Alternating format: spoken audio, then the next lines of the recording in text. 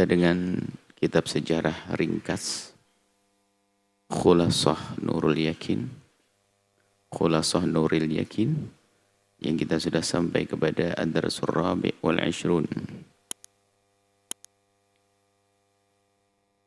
Pelajaran yang ke-24. Hijratul Habasyatil Ula. Adanya hijrah ke Habasyah yang pertama. Setelah lamma ra'an nabiyyu ma yalhaqu bi ashabihi minal adha. Setelah baginda Nabi menemukan atau melihat apa yang menimpa sahabat-sahabatnya dari kezaliman, perlakuan-perlakuan yang menyakitkan, perlakuan-perlakuan yang menyakitkan sahabat Nabi sallallahu alaihi wasallam, wa anwa'il adzab, bermacam-macam siksaan, amarahum bil hijrati. Baginda Nabi memerintahkan mereka untuk hijrah, menjauh dari tindasan cengkeraman hukuman.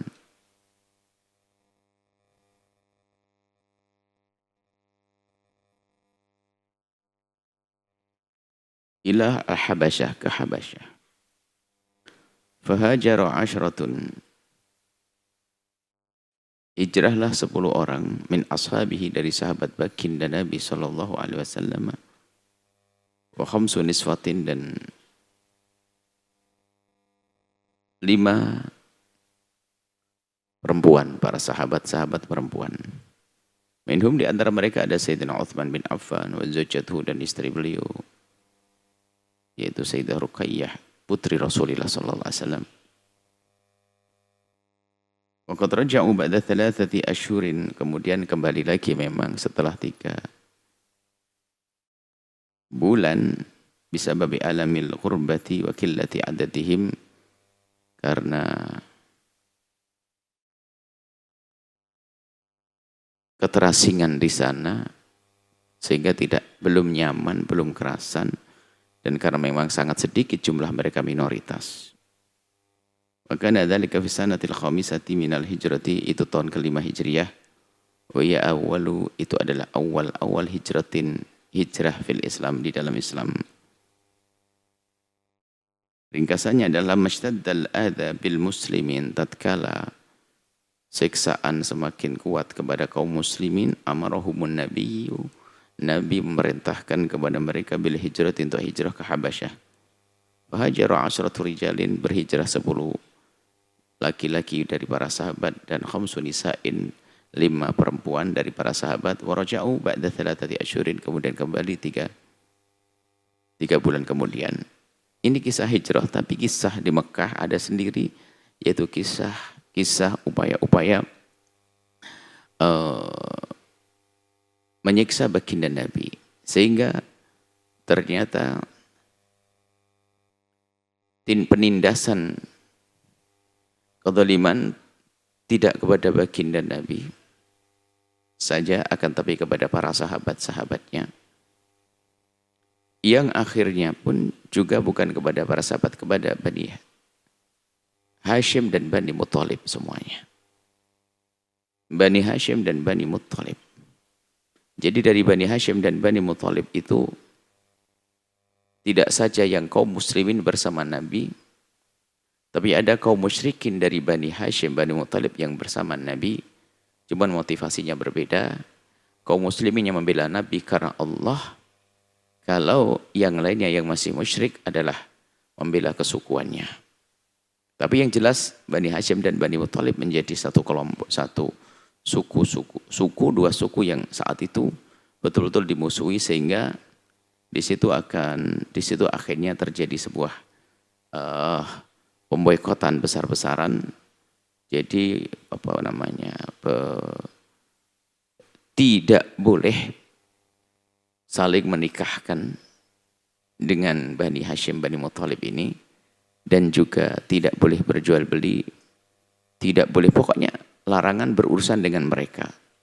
Sehingga betul-betul, dan itu dituliskan dan diletakkan di Ka'bah. Oh, catatan itu diletakkan di Ka'bah. Dan itu tetap dipakai selagi belum diturunkan dan sebelum hilang.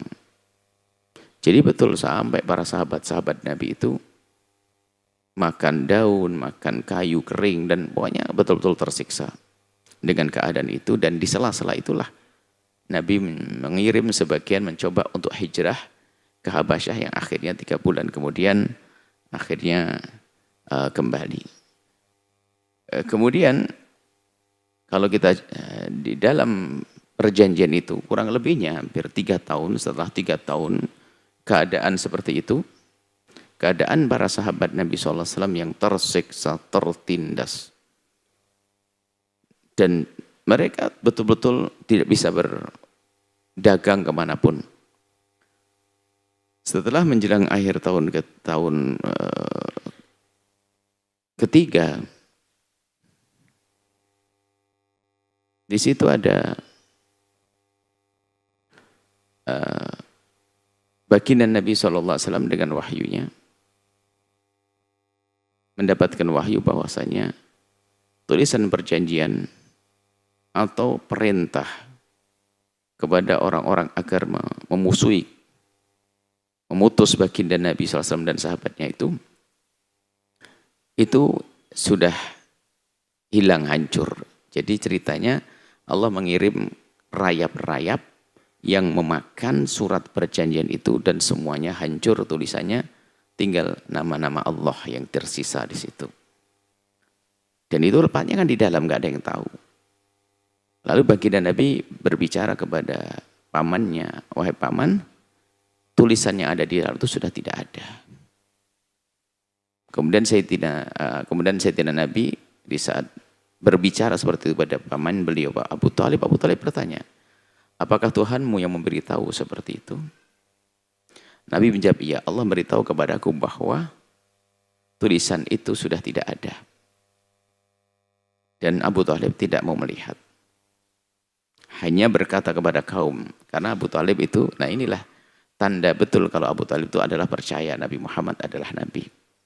Enggak bertanya, hanya menyeru kepada kaum, wahai kaum, semuanya. Aku mendapat kabar dari keponakanku bahwa surat larangan itu yang kau tulis di dalam Ka'bah itu sekarang sudah tidak ada. Coba sekarang kalian lihat, kalau memang tidak ada harus berhenti. Tidak boleh lagi kita menghukum suku-suku seperti ini. Dan kalau ternyata masih ada, berarti ponakanku yang bohong, boleh kau ambil. Boleh kau ambil. Kemudian mereka betul mencoba masuk, dibuka, dan betul sudah hancur memang. Yang tersisa hanya nama-nama Allah yang tidak kena rayap. Keluar mereka, cuman ya memang dasar orang kalau sudah tidak senang dan benci, bukan percaya dan sebagai mengatakan hebat, berarti ini ulah sihir ponakanmu wahai Abu Thalib. Jadi jawabannya itu kertas itu katanya disihir sehingga pada hilang. Intinya memang begitulah nasib orang yang tidak bisa beriman karena kecongkaan dan kesombongannya. Nah setelah itu hingga akhirnya baginda Nabi kemudian menjadi tidak lagi terjadi hal yang menyakitkan kepada kaum dari Bani Hashim dan Bani Muthalib, sehingga mereka hidup yang lebih baik tentunya. Kalau dikatakan baik sekali, tidak. Dan yang menarik dalam kisah pemboikotan ini, bahwa sebelum diboikot Nabi ditawarkan, asalkan mau berhenti daripada menyeru kepada agamanya, akan diberi apapun, za'amah, besar, pokoknya akan diberikan kepemimpinan, pokoknya akan dibesarkan kekayaan segala macam. Nah, Nabi tidak mengambilnya dan Nabi tidak mau. Nabi tidak mau. Kalau seandainya mau, akan diberi oleh mereka. Bahkan akan dibesarkan sebagai rajanya, sebagai yang dituan agungkan, yang dibesarkan di situ. Nabi tidak mau, dan dari sinilah Seharusnya para sejarah yang menulis ini paham bahwa tuduhan-tuduhan bahwa Nabi itu, Islam itu, nah, kalau ternyata ada pelaku-pelaku Islam yang merampok, Islam yang menjajah dan sebagainya, itu bukan pendidikan dari Nabi. Dan Nabi bukan mencari kekayaan. Kalau mencari kekayaan, Nabi waktu itu mengiyakan. Karena sudah dapat targetnya. Nabi sudah dapat kalau seandainya mau dengan kekayaan. Justru ini menunjukkan bahwa Nabi itu menjalankan perintah dari Allah, bukan mencari kekayaan. Pun demikian masih dituduh bahwa Nabi Muhammad melakukan itu semua adalah untuk kekayaan. Sehingga di saat terjadi peperangan yang dituduh Islam bahasanya perluasan daerah hanya untuk kekayaan. Tidak.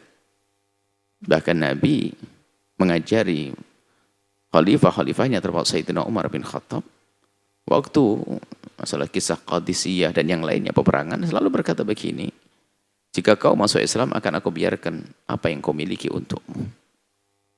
Jika tidak masuk Islam dan karena kamu mengganggu berarti peperangan dan nanti akan berubah kisahnya. Jadi bukan mencari kekayaan. Jadi tidak benar Nabi, tuduhan-tuduhan yang mengatakan Nabi adalah mencari kekayaan. Kemudian lihat, orang-orang pertama kali yang masuk Islam adalah orang-orang fakir. Yang banyak adalah orang-orang fakir. Orang-orang mawali, dari budak-budak dan orang-orang fakir. Kalau memang itu mereka semuanya datang ke Nabi hanya untuk kekayaan, niscaya oleh Nabi akan diberi dari apa yang telah dijanjikan oleh orang Quraisy. Orang-orang waktu itu, orang yang ada, yang memusuhi Nabi, akan diterima untuk kekayaan mereka. Dan itu semua tidak diambil Rasulullah SAW. Karena memang Nabi itu bukan untuk mencari kekayaan, tapi Nabi untuk menyebarkan dakwah Islam. Kemudian,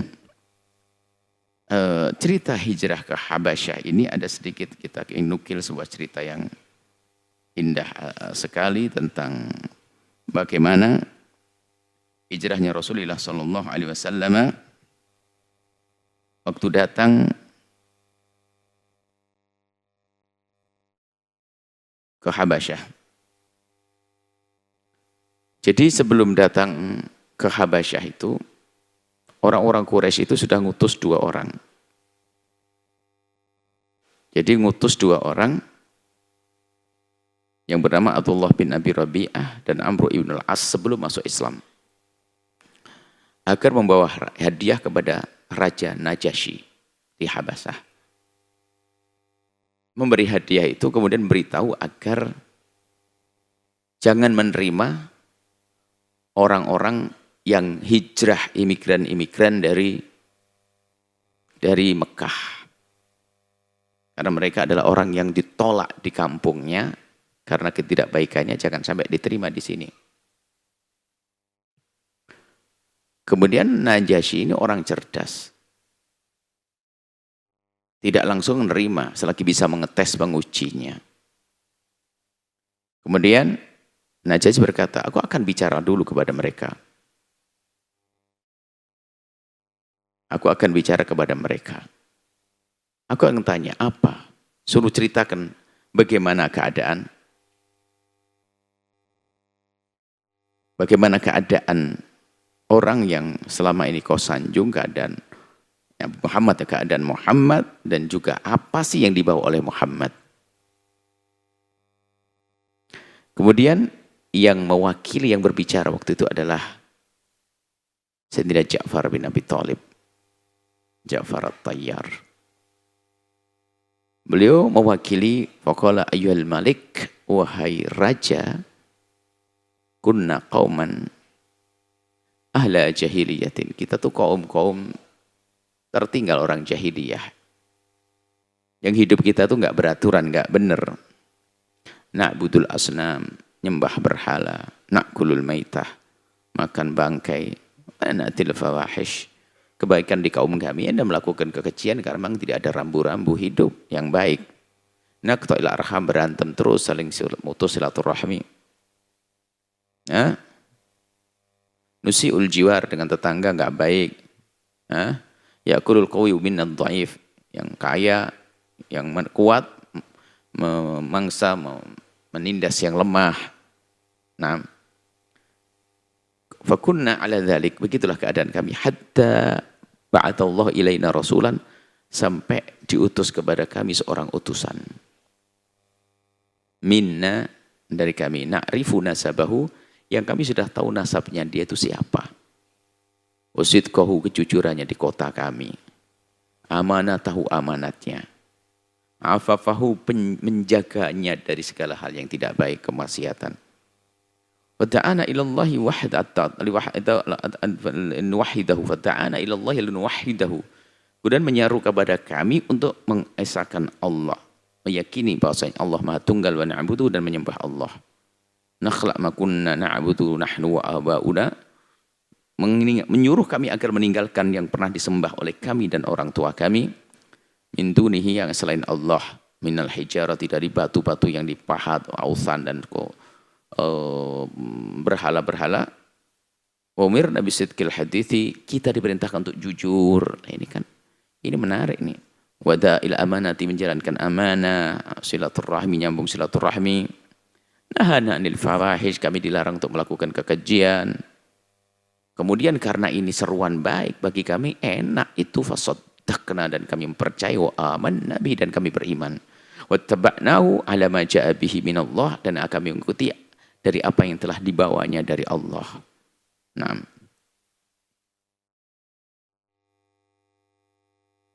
jadi ini yang disampaikan. Wa'ada alaina kauna. Tapi dengan begitu, di saat kami menerima orang yang semacam ini, justru kaum kami itu adalah zalim kepada kami. A'adzabuna, menyiksa kami. Nah. Watanuna, menyiksa kami, menguji kami, pokoknya. Andinina, gara-gara kami beragama seperti itu, mengikuti orang ini. Liyarudduna ila ibadatil awthan, agar kami kembali menyembah berhala seperti mereka. Falamma qaharuna, saat kala mereka menindas kami, dolamuna, dolim pada kami, dayaku alaina, persempit kehidupan kami, dagang enggak boleh, ini enggak boleh. Kharajna ila biladika, kami datang kepada negerimu wahai raja, wakhtarnaka, dan kami pilih engkau, min siwaka, dari selain engkau. Kami tidak mau ke yang lainnya, hanya engkau. Rahibna fi jiwarika, kami ingin hidup bersamamu, berdampingan denganmu. Warajawna, kami berharap alla nadlim indak, dan kami berharap di sini kami juga tidak melakukan kezaliman. Kemudian An-Najasyi, Raja Najasyi, minta agar dibacakan apa sih yang turun kepada Nabi Muhammad. Dibacakan, kemudian kebetulan yang dibaca adalah tentang surat Maryam, kisah tentang Sayyidina Maryam, karena Najasyi itu adalah Soni. Yang dibaca adalah fabakan Najasyi, menangislah Najasyi. Mendengar itu Najasyi menangis. Kemudian setelah itu, tapi biarpun begitu hidayah kan ntar dulu, karena beliau Najasyi juga masih punya pengalaman beragama yang lama, artinya pertimbangan-pertimbangan dan seterusnya. Biarpun nanti pada akhirnya Najasyi itu masuk Islam, termasuk kisah diabadikan dalam kisah perjalanan Nabi. Waktu Najasyi wafat, Nabi melakukan sholat dengan sholat jenazah. Jadi sholat jenazah, sholat ghaib itu adalah dilakukan untuk An-Najasyi ini. Jadi Najasyi pada akhirnya masuk Islam ya. Di sini akhirnya Najasyi telah mendengar berita semacam ini, langsung Najasyi dengan keputusannya bahwasanya hadiah dikembalikan oleh utusan orang-orang kafir Quraisy tadi, orang-orang kafir Quraisy, hadiah dikembalikan dan mengatakan, kami tidak akan menyerahkan orang ini kepada kalian. Dan akhirnya terjalin hubungan antara Najasyi dengan baginda Nabi SAW, hingga akhirnya Najasyi itu nanti masuk Islam, yang wafatnya Nabi menyolati dengan sholat ghaib. Menurut jumhur ulama ada sholat ghaib karena kisah Najasyi itu. Baik, kemudian ini adalah sekelumit tentang kisah sampai adanya hijrah dan bagaimana keadaan di sana. Lanjutnya adalah ad-darsu al-khamis wal 20, pelajaran yang ke-25. Islamu Hamzah wa Umar. Setelah itu semakin sempit dadanya orang-orang kafir. Ternyata upaya sana sini untuk bisa meruntuhkan Nabi gagal. Nggak jadi, nggak bisa. Tak taunya ada bom yang meledak di kampungnya sendiri. Di sanatil khamisati Islamu Hamzah wa Umar. Islamnya Sayyidina Hamzah dan Sayyidina Umar bin Khattab. Wah ini. Sebab Sayyidina Umar itu orangnya berani, serem. Kalau nyentil mati ibaratnya gitu. Jadi orang takut dengan kehebatan. Jadi pendekar hebat begitu ini. Jadi Sayyidina Umar bin Khattab ditakuti.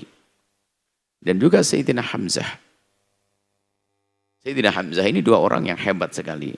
Bisanatil khamisati di tahun kelima ini aslama rajulani min kibari Quraisyin. Dua orang Quraisy pembesar Quraisy masuk Islam. Masyhurani bil quwwati wasyaja'ati, yang dua-duanya masyhur dengan keberaniannya. Masyhur dengan keberaniannya. Masyhur dengan kekuatannya. Wahuma keduanya adalah Hamzatu.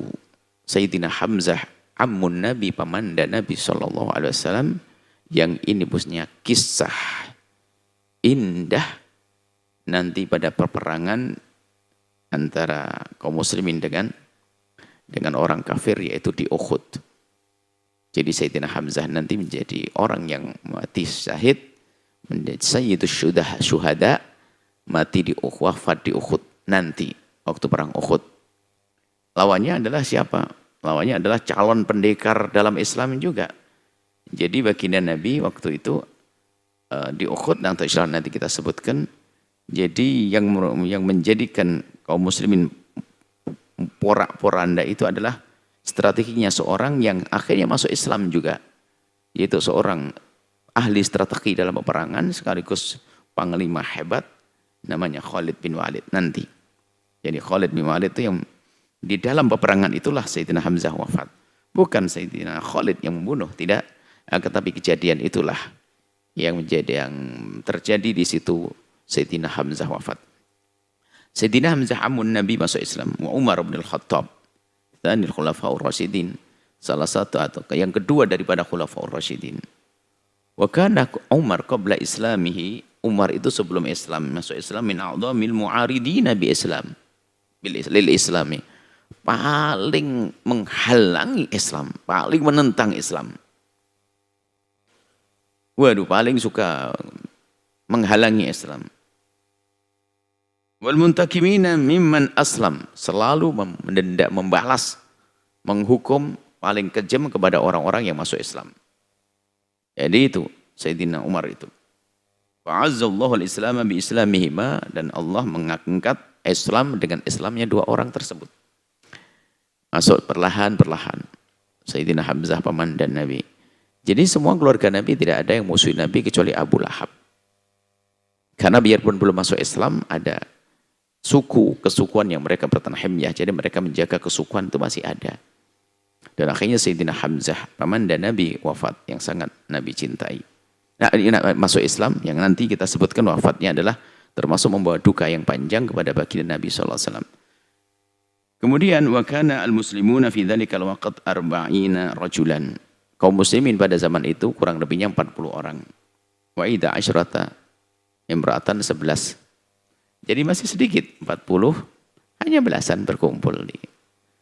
Dan itulah dikisahkan kalau beribadah pasti ke sebuah tempat yang tersembunyi, tidak dilihat oleh mereka. Sebab kalau mereka melihat beribadah, terpicu mereka untuk mengganggu. Kalau jalan biasa saja paling mengejek. Tapi kalau lagi sholat marah, ganggu. Melempar dengan kotoran, memukul dan segala macam.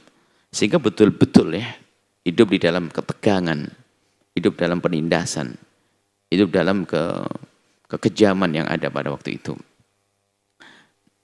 Kesimpulannya di sini ditulis oleh pengarang bahwasanya di sanatil khamisati minan nubuwati, tahun kelima, Azallahu al-Islam, Allah memuliakan Islam, mengangkat Islam bi Umar bin Khattab, dengan masuknya Islam Sayyidina Umar bin Khattab, Hamzah bin Abdul Muttalib, dan Sayyidina Hamzah bin Abdul Muttalib, ammun Nabi sallallahu alaihi wasallam. Ini perjalanan. Ini di sela-sela capeknya hidup orang Islam yang tertekan tadi. Masih saja muncul orang-orang hebat dan berkembang hingga nanti akan ada kisah hijrah ke Habasyah ini. Kemudian ada lagi nanti hijrah ke Habasyah yang kedua, kemudian nanti hijrah ke Madinah dan seterusnya. Insyaallah kita hadirkan pada pertemuan yang akan datang. Wallahu a'lam bishawab.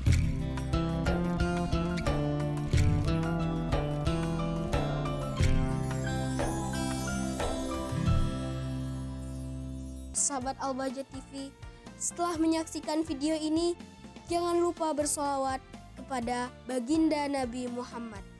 Shollu ala Nabi Muhammad. Allahumma sholli alaihi wa ala alihi wa sahbihi.